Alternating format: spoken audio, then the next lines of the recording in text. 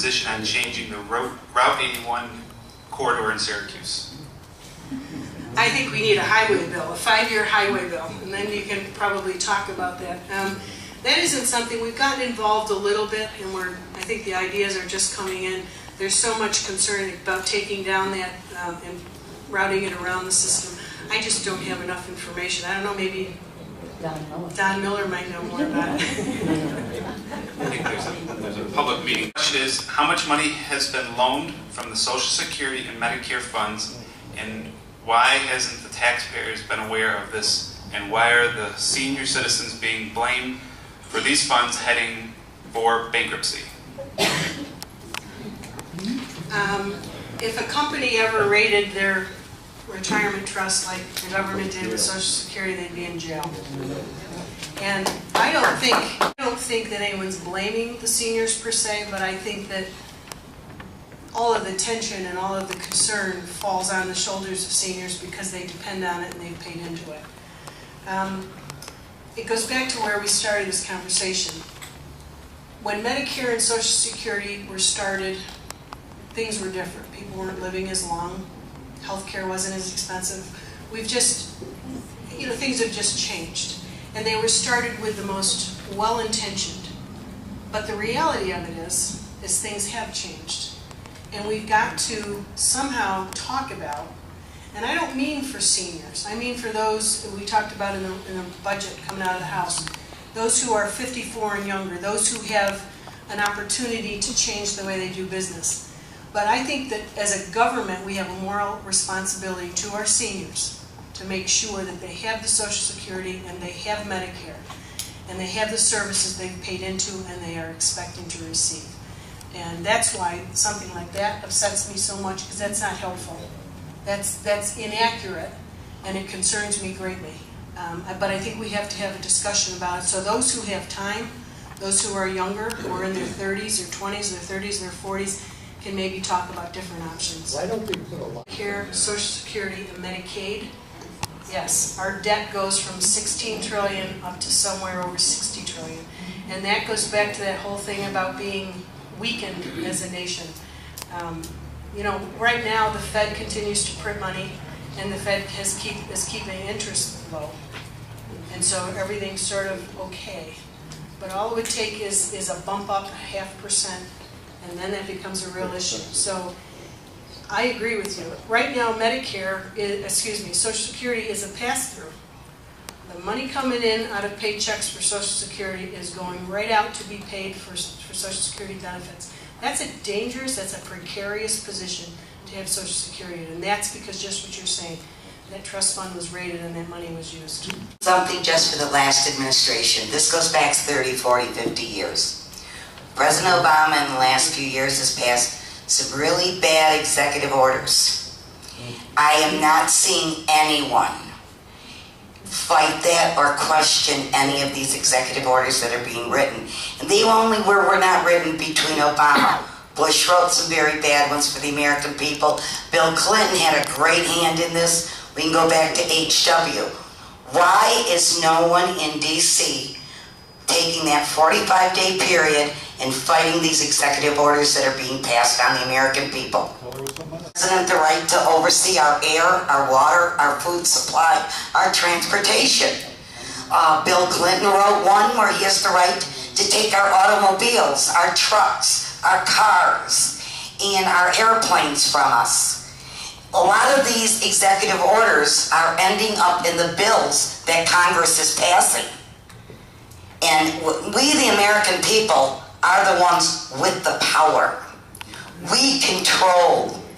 We lend it off to our communities, then we lend it off to our county, then we lend it off to our state, and the least people to have the power in this country is the federal government. And the concern that this administration and others administrations, as you say, what they can't accomplish legislatively goes through regulatory and executive orders and backdoors the process. Matthew is here, and you can provide him with a list and we'll provide you.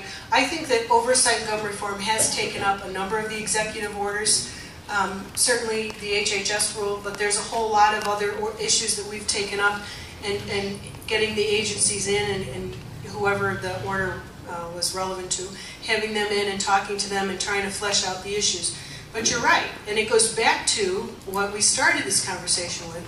It's going to be up to the American people to speak loud and clearly that Washington is broken. They've lost a sense of who really has the power. For those of us who believe that the Declaration of Independence, that we are endowed by our Creator, and that we have the power as American people, and that the only function of the government is to protect our rights, not to grant our rights. That's really the whole, we've got the tail wagging the dog, and as Joanne so accurately pointed out, this has been a slow progression. And that's what 2012 is going to be about. The elections in 2012 are going to be about two very different visions for the United States of America. What bills have... For the ideal America. 1776. That's a great question. Where is Bern, New York? Excuse me, it's outside of Albany, New York. It's in the west part of the county. Oh, it's nice of you to be here. Who are you with? I'm a student at Syracuse University in the Newhouse School of Communications. Oh, great. I had a daughter who graduated from there.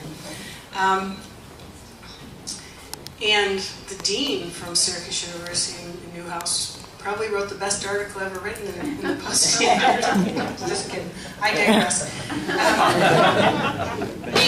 My vision for the United States of America is one where the Constitution prevails, that we go back to the understanding that where our rights come from and what the legitimate role of government is. And we have gotten that sometimes you wonder, but for the spirit of the American people and their love for freedom and their appreciation for what this nation is and what this nation is about, you wonder sometimes if you can unroll what has happened. But Ronald Reagan was an optimist and I'm an optimist. I think we all understand that what we want to hand off to our kids and our grandkids, and it's the reason I ran, is a better country, a freer country, a country where our rights are protected. I want you to think for a minute about if you're going to do something, whatever you're going to do. You're going to put something in your yard, you want to change the window in your business, you name it. You make a decision regarding health care. If you can just think of one thing where the government isn't involved. I mean, it's been pervasive. You know, you talk about EPA, I talk to my farmers, the burdens and the obstacles and the regulations that they have put in front of them over and over and over again. And it's all well-intentioned, I would say. Some would argue with me. Some of it seems to be more in your face than others, but for the most part, I think it's a beneficence. Government wants to take care of us. They want us to be safe. They want to be helpful. But what they've created is a very dangerous situation where in their beneficence, they've lost, the American people are lost in that. And the government is way bigger than it should be. And I want to talk just a minute because we've touched on entitlements, and this is, you know, I talked about some programs, and this is a very, I think, a difficult issue. But I think one of the biggest mistakes our government does, or makes, is our entitlement programs. We have 50% of the American people who are not paying taxes. We have created, now let me preface this, lest you take this out of context, Mr. Media.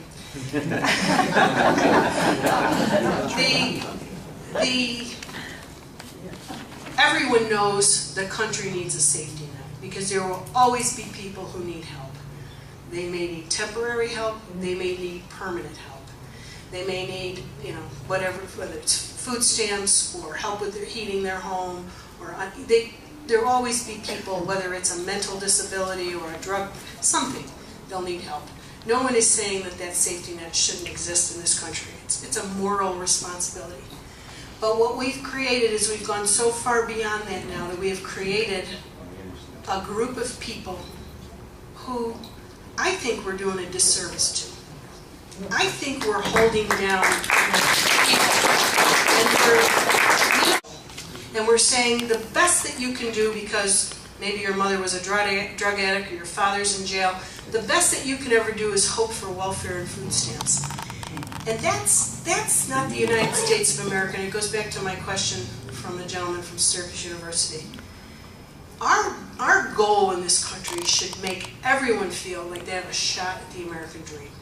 That they can, if they work hard, if they have a dream, a little seed in their head, they can try it, they might fail, but then they pick themselves up, and we've got encouragement, we've got a government with policies that encourage that sacrifice and that risk, and they try again.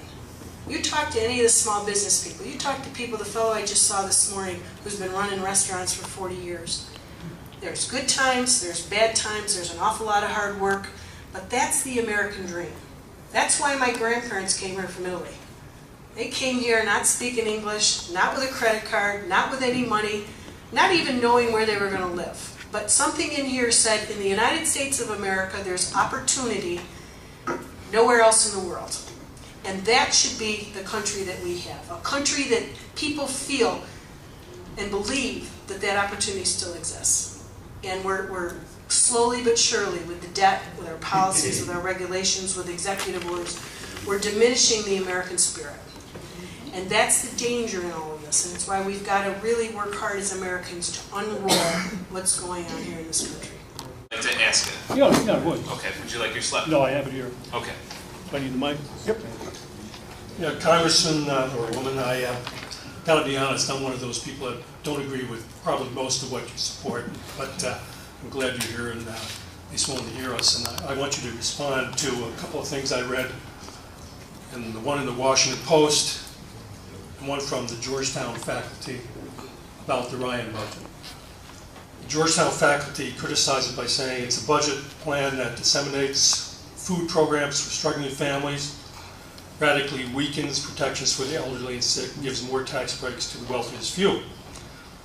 Similarly, the Washington Post, in an article earlier, I guess it was last year, it says that the Ryan budget, in regards to the Ryan budget, nothing justifies spending nearly $500 or $700 billion to extend tax cuts on the wealthiest Americans while cutting even more, $711 billion of health care for the poorest. I note that the Ryan budget calls for a reduction of the marginal tax rate from the highest from 35 to 25%. And I don't know if it does anything about the 15%, the loophole for hedge fund managers. No. But I guess I'd like you to respond to those comments and how you continue to justify your support for the Ryan budget.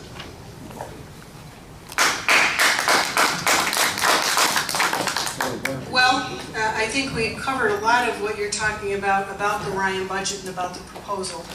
I think that when you look at the sources for that information, I think it gets back to a piece of paper like this.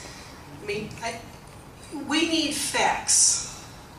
And with all due respect, because the Washington Post is here, and I want to make a good impression on him. Where is he? I don't want to. He's hiding. Oh, there he is, right there. We do have the Washington Post here. I think we've got to look at, are those facts? And what is the purpose of the Ryan budget? And it goes back to my conversation about entitlements and about making sure people have what they need, but at the same time striking a balance between fiscal responsibility and creating entitlements. And I personally think that we are better off as a government to get out of the way and to create opportunities for Americans than we are to just hand them out stuff.